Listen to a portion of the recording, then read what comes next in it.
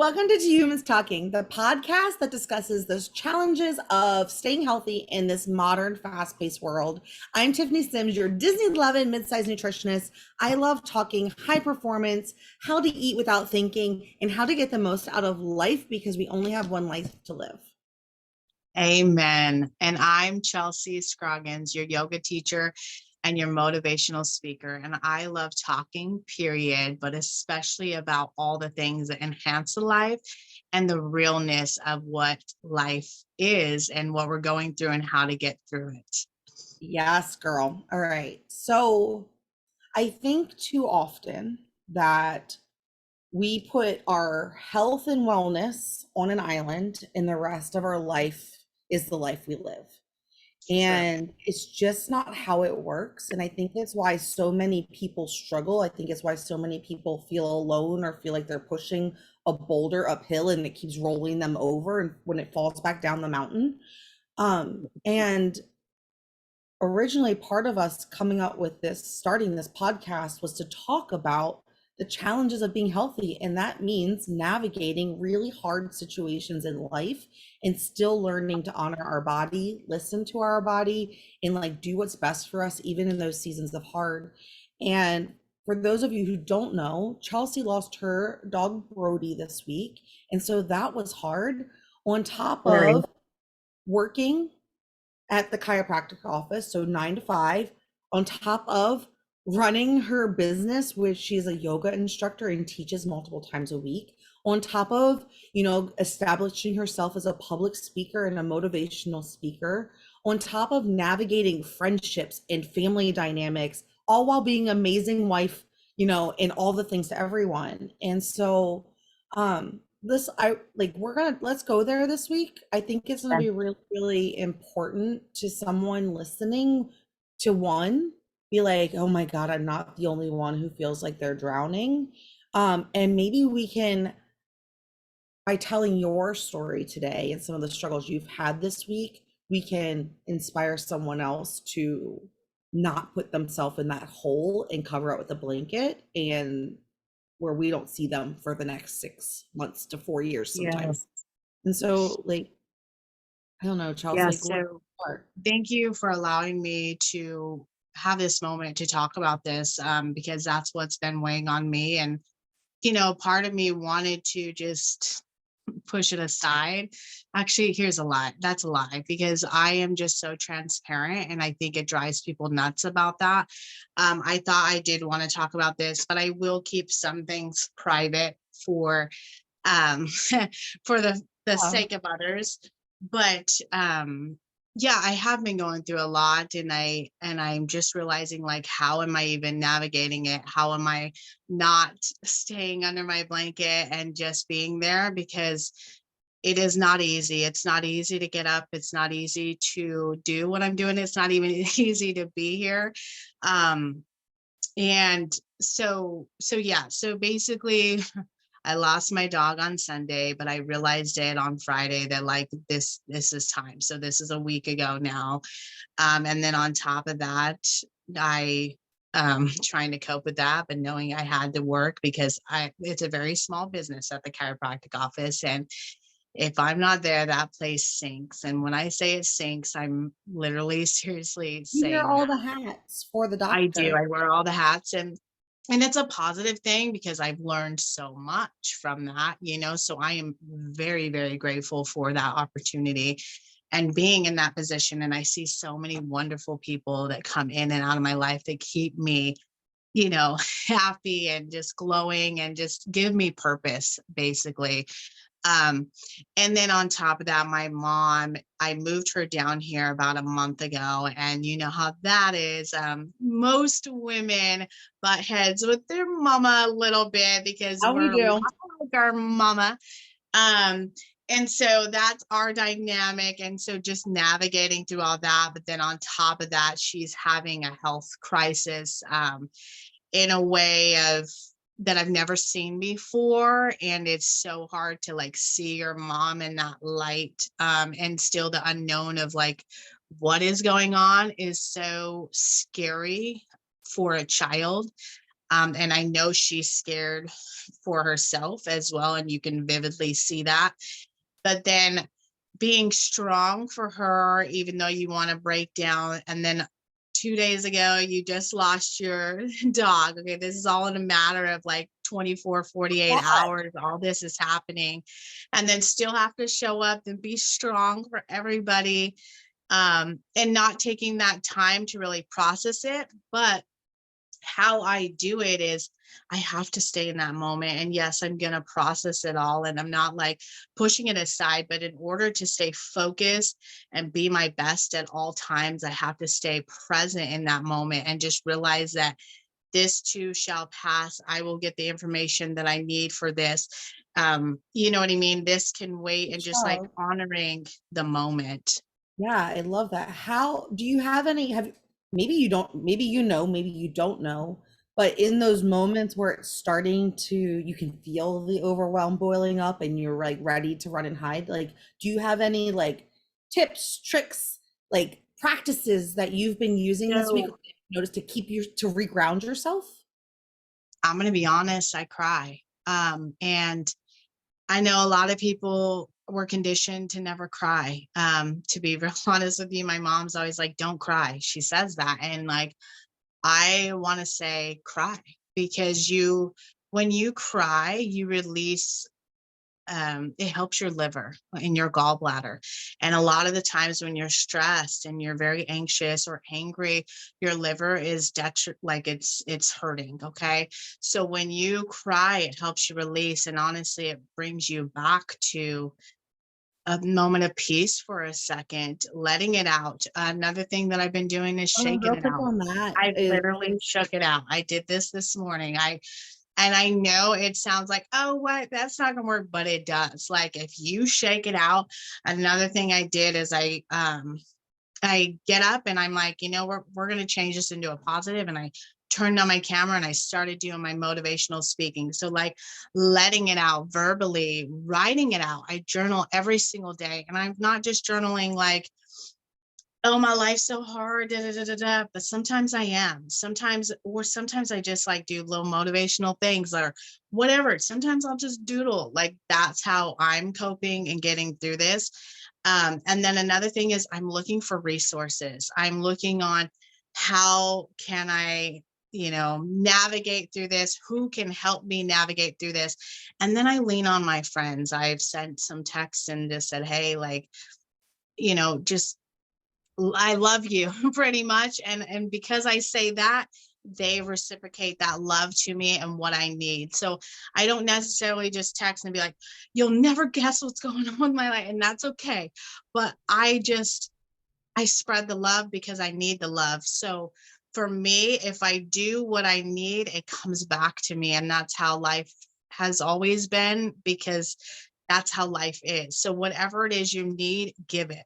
If you are lonely, go give somebody company. You'll feel that company back, right? If you need a hug, go give a hug. And there you are, you're getting your hug, right? So that's what I've been doing. And and honestly, not thinking about it for a moment. So I wanted to listen to music last night and I didn't end up doing that. So that's probably what I'll do today after this, actually. That's exactly what I'm going to do. Turn on the music. I'm going to dance for a little bit, shake it off, and then I'm going to focus on getting to know who can help me in this situation that I'm in. And I you know don't give up, even though that, sometimes you want that to. like crying might sound silly, but when we cry, the reason it's that release, and the reason, one of the reasons our body is designed to cry, it wasn't by accident. Like it was a way to release like emotions and feelings, and that process of crying releases hormones into our body that cause us to be able to self-soothe and bring our anxiety levels back down and release and almost absorb some of that cortisol back up, because it was so high. Cortisol is one of those hormones that kicks in overdrive when we go into that fight or flight mode. Yes. So like crying physically, it should not be something that we're ashamed of, because our Mm-mm. bodies were designed to self-regulate themselves. And that's one of the things. Men and women, Yeah. please, men, cry. And if you can't do it in front of whoever, please do it wherever you feel safe to do that. And one other thing that Obviously, I I was want to gonna say say, that I've obviously, done. there's still those, like, if you notice that you're crying all the time and you can't get it together and you are overwhelmed, those are those moments where it's time to, like, go find a professional to help you because That's true. you're chemical and you may just be chemically imbalanced on the inside, no That's different than true. a diabetic who needs insulin. Or there's just a lot to unpack, and you need a safe space and constructive To way do to that. do that so that your body can find its homeostasis and renorm, like re-regulate. So, I mean, Another deep thing that I do is breathe. Like, and I'm not just saying like breathe, like I start to extend my breath. I do different types of breathing, which I've mentioned before, but I'll mention again. And that's just what I do. And I don't necessarily always have to do the movement with the breath. Sometimes I just lay down and I just do some simple breathing that's so powerful, and it's life changing. Like, it'll alter your state, your perceptual lens. It'll just make you enhanced into a calmer, more focused, like where you can understand things. So it really raises your vibration to be able to process what's going on. and for the listener that right now is like, you both are full of shit. No one has time for that woo woo nonsense. I got stuff to do and too much to worry about. Like, there's no time to take care of me.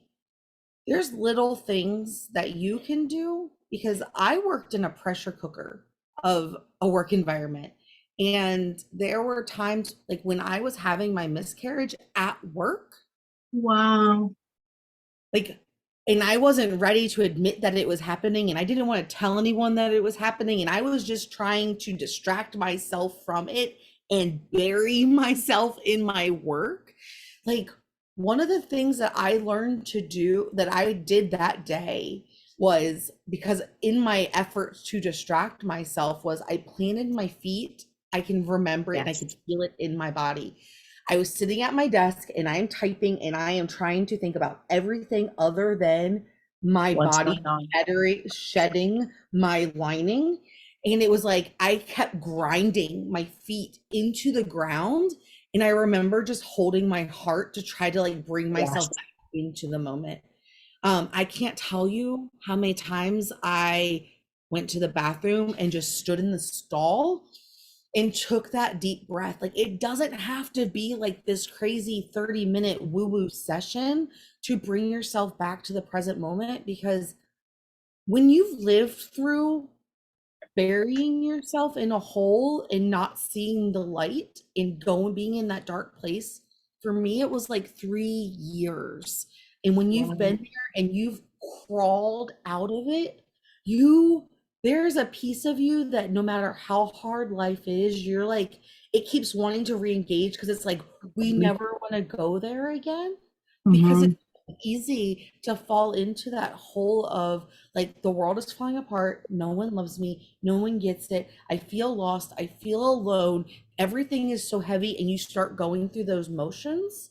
And then when you wake up from that, it's like, oh my God, I never want to experience that again. And so Yeah. like, I wanted I didn't know I was going to share that. I didn't even have that in my queue of stories for today.